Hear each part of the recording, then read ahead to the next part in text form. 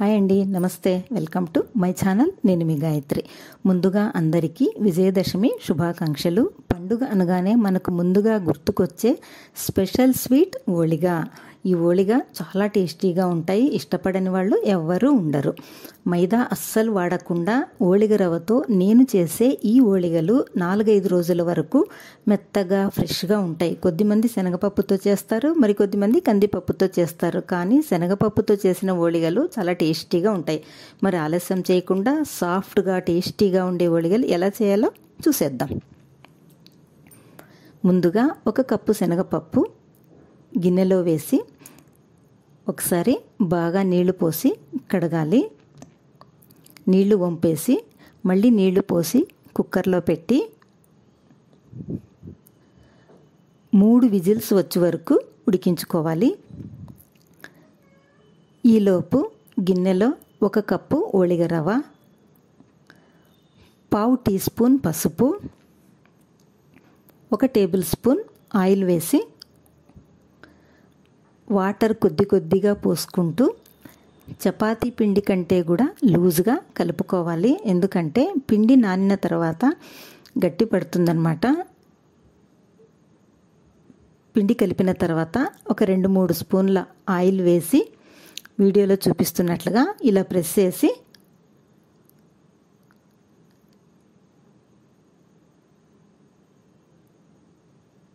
మూత పెట్టేసేయాలి. చల్లారిన తర్వాత కుక్కర్లో నుంచి శనగపప్పు స్ట్రైనర్ సహాయంతో వడగట్టుకోవాలి. వడగట్టిన శనగపప్పును గిన్నెలో వేసి 1 కప్పు బెల్లం తురుము వేసి బాగా కలపాలి. అందులోకే 1/2 టేబుల్ స్పూన్ ఇలాచి పౌడర్ కూడా వేసుకోవాలి. ఇలాచి పౌడర్ వేస్తే ఫ్లేవర్ చాలా బాగుంటుంది, మంచి వాసన ఉంటాయన్నమాట ఓళిగలు కూడా తినేటప్పుడు. స్టవ్ పై పెట్టి 5 నిమిషాల పాటు ఉడికించుకోవాలి. అన్నీ సమంగా వేయడమేనండి. 1 కప్పు శనగపప్పు, 1 కప్పు బెల్లం, 1 కప్పు రవ్వ. గుర్తుంచుకోవడం కూడా చాలా ఈజీ అనమాట. బెల్లం అంతా కరిగి ఇలా ఉన్నప్పుడు స్టవ్ ఆఫ్ చేసి దించేసి కొద్దిగా చల్లారనివ్వాలి. పూర్తిగా చల్లారక ముందే మిక్సీ జార్లో వేసి మెత్తగా గ్రైండ్ చేసుకోవాలి. చల్లారాక మిక్సీ మెత్తగా పడదు, అప్పుడు కొద్దిగా వాటర్ వేయాల్సి వస్తుంది. ఆ అవసరం లేకుండా కొద్దిగా వామ్గా ఉన్నప్పుడే మిక్సీ వేస్తే మెత్తగా అవుతుంది. ఇలా ఉంటే సరిపోతుంది. ఈలోపు రవ్వ బాగా నానిపోయి ఉంటుంది. బాగా నాదుకోవాలి. కొద్దిగా నీళ్లు పోసి పిండి కలిపితే పిండి బాగా సాగుతుంది. పిండి కలిపే విధానం, పిండిని బాగా ఇలా కలుపుకోవాలి. ఒకవేళ చేతికి అంటుకుంటూ ఉంటే 1 టేబుల్ స్పూన్ ఆయిల్ వేసి మళ్ళీ కలిపితే చేతికి అంటుకోకుండా పిండి కొంచెం గట్టిపడుతుంది. ఓళిగలు బాగా రావాలంటే పిండి కలపడంలోనే ఉందండి. మనం పిండి ఎంత బాగా కలుపుకుంటే ఓళిగలు అంత బాగా పొంగుతూ మెత్తగా వస్తాయి. ఫైనల్గా పిండి ఇలా ఉండాలి. పూర్ణం ఇలా చిన్న చిన్న బాల్స్ లాగా చేసి పెట్టుకుంటే మనం ఓళిగ చేసేటప్పుడు ఈజీగా ఉంటుంది. పైగా ఫాస్ట్గా కూడా చేసేసుకోవచ్చు. ఒకవేళ పెట్టేటప్పుడు పూర్ణం కొంచెం ఎక్కువ అనిపిస్తే పక్కన తీసేసేయచ్చు అనమాట. 1 కప్పు శనగపప్పుకు 8 ఓళిగలు అవుతాయి నేను చేసే సైజుకు. ఒకవేళ చిన్నగా చేస్తే 10 కూడా చేసుకోవచ్చు. పీటకు 1 క్లాత్ తీసుకొని ఇలా కట్టుకోవాలి. నేను ఓళిగల కోసం 1 టవల్ సపరేట్గా పెట్టేసుకున్నానండి. బటర్ పేపర్ మీద అయినా కూడా ఓళిగలు చేసుకోవచ్చు. కానీ ఈ క్లాత్ పైన వచ్చినంత సాఫ్ట్గా రావు.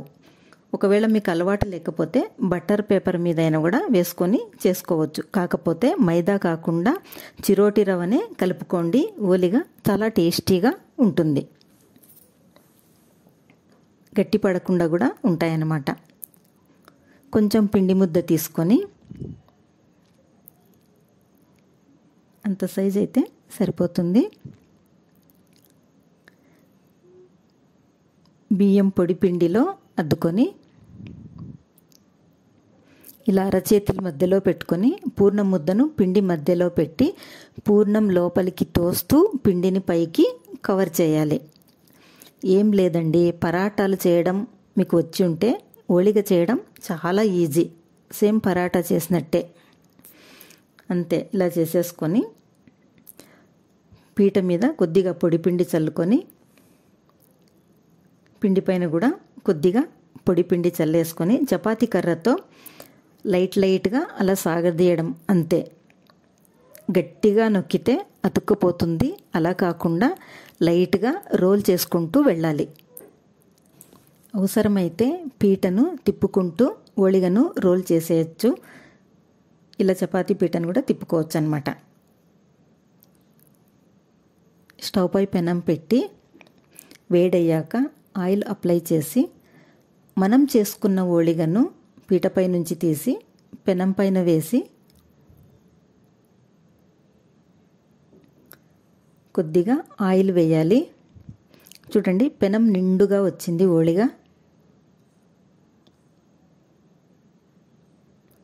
2 నిమిషాల తర్వాత ఓళిగను తిప్పివేయాలి. చూడండి ఓళిగ ఎలా పొంగిందో. మనం పిండిగా బాగా కలిపితే ఓళిగలు అలా పొంగుతూ వస్తాయన్నమాట. ఓళిగను 2 వైపులా దూరగా కాల్చాలి. వేడి ఓళిగ నెయ్యి పాలు వేసుకొని తింటే అంత టేస్టీగా ఉంటుంది.